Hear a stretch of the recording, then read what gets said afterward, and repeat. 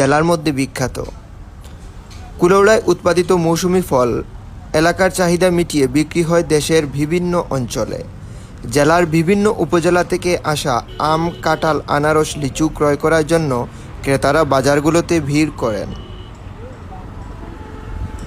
সকাল থেকেই ফলের হাট ক্রেতা বিক্রেতার হাঁক ডাকে সরগরম।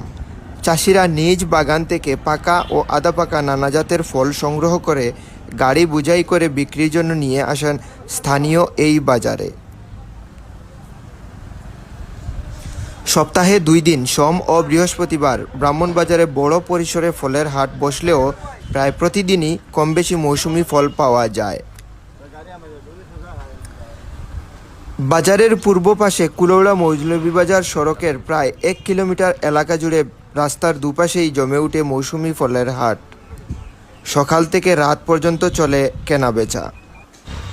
বাজার জুড়ে পসরা সাজানো থাকে আম, কাঁঠাল, আনারস, লিচু, কালোজাম, গোলাপজাম, জামরুল, লটকন, কলা, নারিকেল, লেবু, আমড়া, ডাব সহ নানা জাতের মৌসুমি ফল।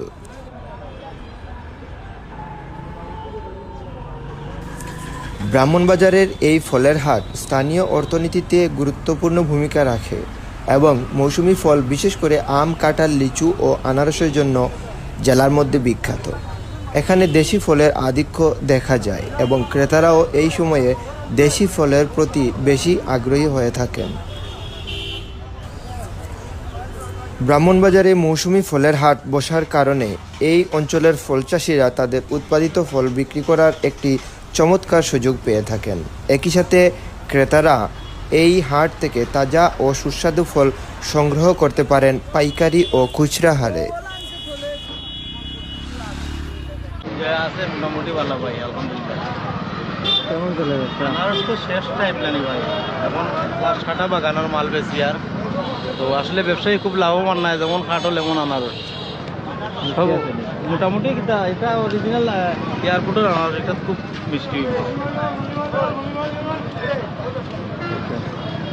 ডালি ভাই 130 টাকা বেচলাম।